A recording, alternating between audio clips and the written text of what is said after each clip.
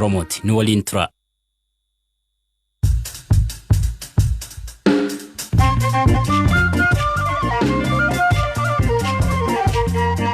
Yooyaa ammallee yooyaa dhaggeeffattoota raadiyoo BBC Afaan Oromoo sagantaan keenya Nairobi keenya irra dhufu am jalqabu.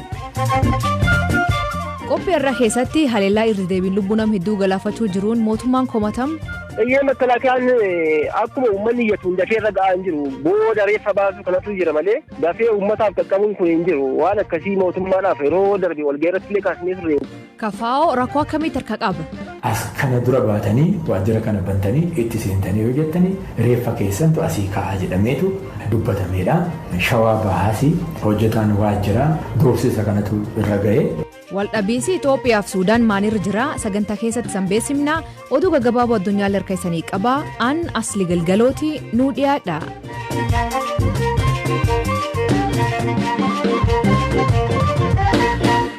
Oduu galgala kan dhaqqabeen hoogganaan Kooppareeshinii Iskaaraa Itoophiyaa ka turan Abbaa Sahaayee fi Ministeerri Haajaa Alaa ka turan Ambaasaaddarsii Uummaasfiin dabalatee hoogganooti TPLF afur ajjeefamuu miidiyaaleen biyya gabaasan.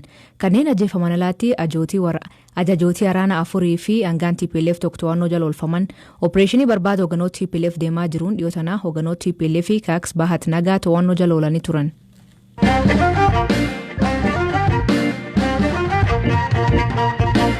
Nam 160 olitti haleellaa haaraa naannoo Beenishaangul Gumuz godina Matakaleetti raawwatameen ajjeefamuu jiraatonni BBC'tti himan. Haleellaa aanaa dibaaxii ganda daalaatti galkanaan namoota ajjeesan keessaa ijoollee jiraachuu dhaabbatni mirga namoota Itoophiyaa gabaase. Jidabree nam 200 olitti haaluma wal fakkaatuun naannichaatti ajjeesan. Haal naannichikee jiru Baqalaa Toomaa jiraatota iyyaafate.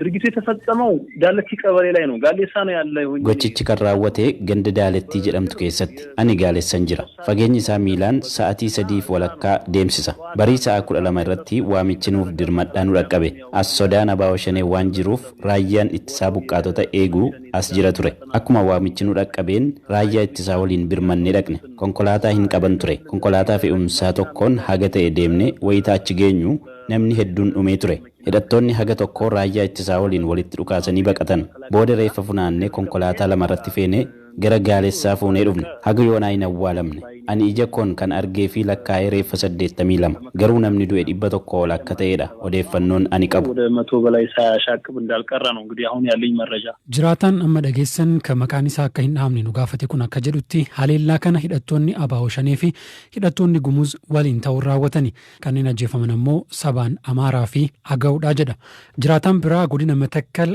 aanaa dibaaxii magaalaa Gaaleessaa irraa dubbifne lakkoofsi namoota ajjeefamanii 160 ol ta'uu nutti hime. Ganda daalatti jedhamtutti guyyaa kaleessaa hidhattoonni gumuz naannoo sanatti hidhatan deddeebi'anii uummata irratti loogaasa bananii turanii halkan keessaa barii jala naannoo sa'aatii 12tti haleellaa kan bananii uummanni irra keessa lafaa ture baay'een isaas ka'ee of eeggannoon goonee kan irratti haleellaa ta'e meeshaa waraanaa hanga tokko joogaa wayin qasti sajennu sanatti waraanee rasaasaan kan madaa'anis baay'een isaanii jiru hanga amma odeeffannoo ani qabutti namni 168 akka du'anittidha kan marjaan odeeffannoon naga'ee jira. Ani jiraata magaalaa Gaaleessaati. Daalattiin Gaaleessarraati naannoo gimmitii kiiloomeetira 10 fagaatti amma reeffi namoota achi du'anii Gaaleessa keessa makiinaadhaan dhaabbataa jira. Iddoo haleellaan kun itti raawwate makalaakayaan hin turre maaliif amma koomaandii poostiin jira isaantu nageenya eega maal jedhamaa ture waan ta'eef.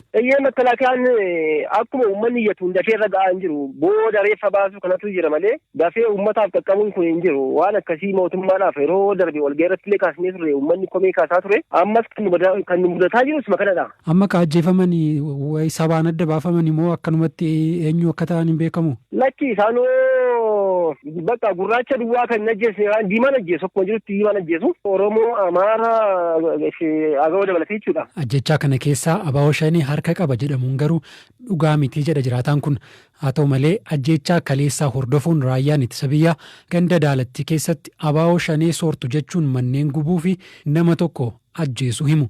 Namaa abaa'oo shanee soorti jechuudha. Manni nama lamaan sadan tokkos gubateera. Kana keessaas immoo obbo Maammoo Qanaatee kan jedhamu abbaa amantiiti. Abbaa amantii Poolistaantii Masarata Kiristoos waldaa keessatti maanguddoodha. Isaanillee lubbuun darbanii jiru. Makalaakiyaa rukkutee jechuudha. Nama idimee umuriin isaanii waggaa 85 waliidha. Har'a ganama bara ajjeesan. Mootummaan federaalaas ta'ee kan naannoo Beenishaangul Gumuz ajjechaa kana irrattis ta'ee tarkaanfii ajjechaa kana hordofee raayyaan ittisaa fudhate jechuun jiraattonni himatan irratti wanti jedhan hin jiru. Dubbi himaan Koomishinii Mirgoota Namoomaa Itoophiyaa Itoophiyaa Aaroon Maashoo haleellaa kaleessa ganda daalattii keessatti uumameen namoonni 80 ol ajjeefamuu komishinichi odeeffannoo akka qabu BBCtti himaniiru. እኛ የደረሰን መረጃ የሚያመለክተው በትላንትና ዕለት odeeffannoon nu ga'e akka agarsiisutti haleellaa kaleessaatiin namoonni 80 ol ajjeefamuudha. Umuriin isaanii ganna 245 jidduu jira. Haleellaa kana ittisuuf tarkaanfiin mootummaan federaalaa fi naannichaa fudhatan qindaa'aa ta'uu qabaa jenna.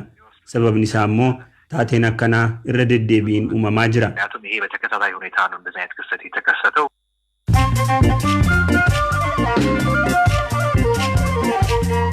Dhaggeeffattoonni amma oduu gaggabaaboo addunyaa isiniif dhiyeessa. Jalqabaan hooganaan paartii Baldaars Iskindar Nagaa harma murtii dhiyaate manni murtii olaanaa federaalaa beellama maandura ji'a 4 booda qabatee ture gabaabsuun akka lakkoofsa Itoophiyaa tamaajii 26 ragaalee abbaa alangaa dhaggeeffachuuf beellama haaraa kenne. Miseensoti paartii Rippaabilikaa Tiraampiitti gargalanii duul paartiin Demokiraatawaa Tiraampi aangoorra buqqisuuf eegalaniitti mahaman.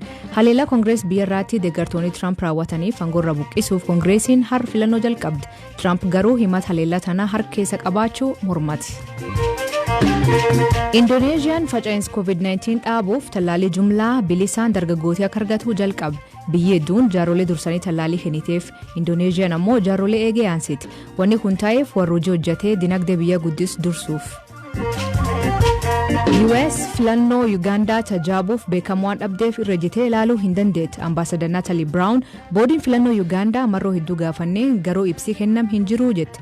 Ugaandaan taboor filannoo tolfatu miidiyaa hawaasummaa cuftee jirti. Filannoo Ugaandaatiin wal qabatee aktivistooti mirga namoomaa 4 embaasii Ugaandaa Naayiroobii qabamte. Aktivistooti Keenyaa kun gochaama poolisii Ugaandaa hojjechaa jiru balaaleffachuuf embaasii duraatti walitti qabaman. Adoo warri miidiyaan hin dubbatin poolisiin to'ase. Oduu biraatiin guyyaa muraasa keessatti Suudaaniin tallaalii COVID-19 UAE irraa argachuuf deemte akka gabaas Darfur 24 jidabree ministeerri muummee Suudaan Abdalla Hamdok tallaalii miliyoon 8 argachuuf deemnaa jedhe garuu gara inni dhufuuf hin himne. Oduun kanuma.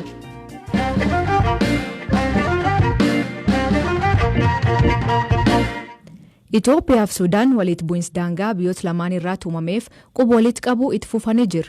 Suudaan hidhattoonni Itoophiyaa lammiilee nagaa jala ajjeesu jechuun Itoophiyaa yoo himattu Itoophiyaan ammoo haleellaa humnoonni Suudaan daangaa ce'uun raawwataa jiraniif obsa fixadhee jedha.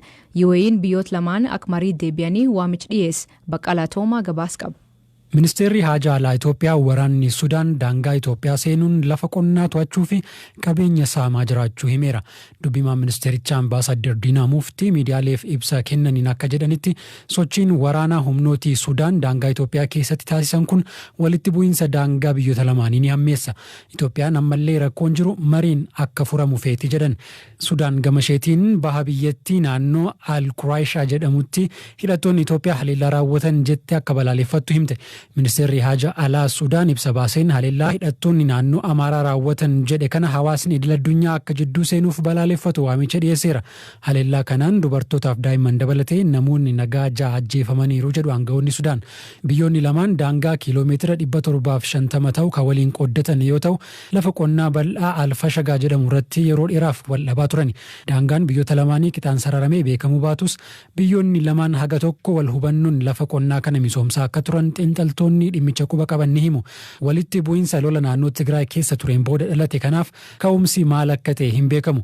Mootummaan Itoophiyaa humnooti waraanaa Sudaan waraanni Itoophiyaa lola naannoo Tigraay keessa jiruun ko'ommachuu arganii lafa daangaarra jiru of harkatti galfatan jechuun himataa ture. Humni waraanaa Sudaan ibsa muddee 31 baaseen lafa Sudaaniif mala jedhu mara to'achuusaa beeksisee ture. Lolli naannoo Tigraay keessa ture goolabamuu hordofuun lafa loltoonni Sudaan to'atan bakkatti deebisuuf Itoophiyaan tarkaanfii fudhachuu ishee Ambaasadar Diinaa Muftii amma dura BBC'tti himanii turan. Reuters akka gabaasetti biyyoonni lamaan naannoo daangaatti loltoota isaanii walitti qabachaa jiru. Roobii har'aa xiyyaarri waraanaa Itoophiyaa daangaa Sudaan qaxxaamure jechuun kan komatte Sudaan gocha akkana balaa hamaa qaba jechuun akeekkachiisus Reuters gabaaseera. Itoophiyaan haleellaa humnoonni Sudaan daangaa ce'uun raawwataa jiraniif obsa fixachaa jiraachuu himte. Sudaan ammoo Itoophiyaa waliin lola hin feenu garuu haleellaa nurratti raawwatamu ofirraa qolannaa jette. Muddamni biyyoota lamaan jidduutti hammaachaa jiru akka salphatuu fi biyyoonni lamaan mariitti akka deebi'an United Arab Emirates waamicha dhiyeessee jirti. Koreen waloo ijaaramee bu'uura waliigaltee bara 1972 biyyootni lamaan mallatteessaniin furmaatni karaa nagaa akka barbaadamu Itoophiyaan waamicha dhiyeessuu ishee Sudan Tribune gabaaseera.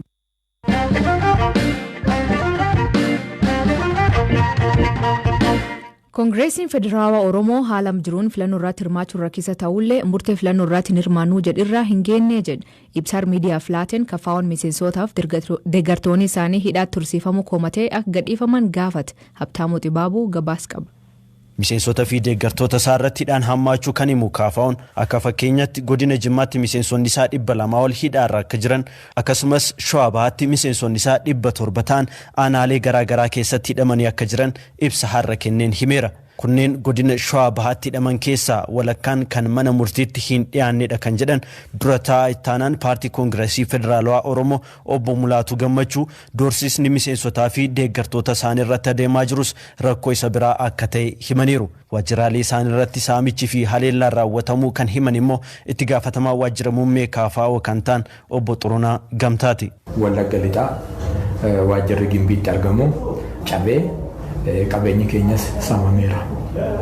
Itti aanaan qindeessaa paartii keenya koree godina Wallagga Lixaa obbo Abrahaam Dhiyaanaas erga hidhamee waggaa ga'uudhaaf godina Harargee Lixaa kan argamu waajjirri kafaa'oo cabee qabeenyi keenya caccabee dhumeera. Harargee Bahaarratti foddaa isaatu caccabee godina Horroo Guduruu Wallaggaa godina Gujii Nagallee jechuudha.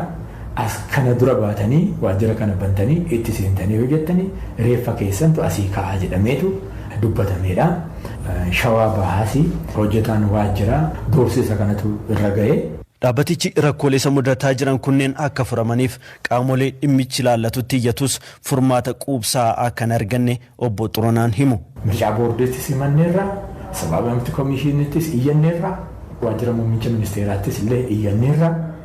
Miseensota olaanaa paartii aangoorra jirutti illee himanneerra dubbanneerra.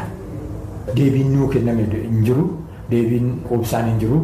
Rakkooleen walitti daamanii dhaabichi filannoo biyyaalessaa ja'affaarratti hirmaachuusaa yaaddoo keessa akka galche kan himan obbo Xurunaa Gamtaa filannoo taanuu irratti hirmaachuu fi hirmaachuu dhabuu paartii isaanii kan gaafanne yommuu ta'u akkanaan deebisan.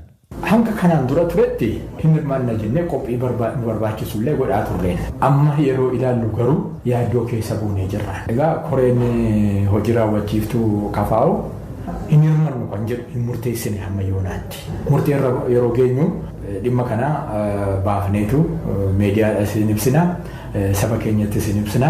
Keessattuu ajjecha artiist Haacaaluu Hundeessaa booda namoonni kumaan lakkaa'aman godinaalee Oromiyaa garaagaraa keessatti hidhamuun isaanii kan yaadatamu yommuu ta'u mootummaan namoonni hidhaarra jiran ejjennoo siyaasaa qabaniin osoo hin taane yakkaan shakkamanii hidhamuu isaanii himaa tureera. Gaafiif deebii torbee muraasa dura BBC waliin taasisaniin gorsituun boordii filannoo biyyaalessaa Itoophiyaa Sooliyaanaa Shimallis boordichi komiiwwan dhaabbilee siyaasaa irraa ka'an furuuf hojjechaa akka jiru haa ta'u malee komiiwwan tokko tokko gahee hojii boordichaa hubachuu dhabuurraa kan maddan ta'uu himanii turan. ምርጫ ቦርድ ህግ አስፈጸመ ምርጫ ቦርድ ፍርድ ቤት አይደለም ምርጫ ቦርድ አያዝ ቦርዲን ፊለኖ ሴሬራ ወቺሱ ቦርዲን ፊለኖ መነ ሙርቲ ሚቲ ቦርዲን ፊለኖ ሂን አጀጁ ቦርዲን ፊለኖ ፖሊሲ ሂን ቀቡ ከናፉ ረኮ ገሄ ቦርዲቻው በቹ ደደቡነት ፈካታ ፈኬኛፍ መኔን ሙርቲ ዲመ መነ ሙርቲ ሚሴንሶተ ፓርቲሌ ሲያሳ ሂደመኒ ኮርዶፋ ሂንጅረን ዮቴ መነ ሙርቲቻቱ ጋፈተሙ ቀባ ፖሊሲን ሂዴራ ዮቴ ቦርዲቻ ኦሶይንታኔ ፖሊሲቱ ዴቢ ከኑ ቀባ ፖሊስ ነው ምላሽ መስጠት ያለበት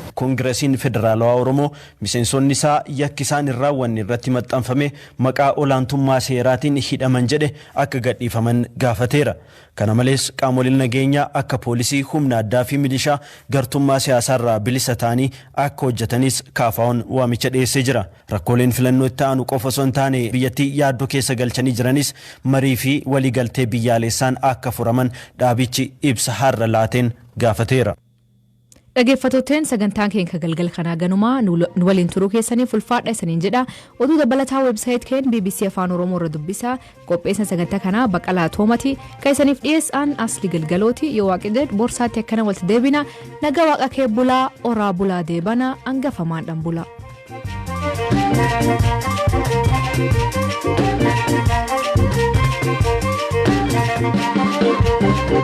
Thank you.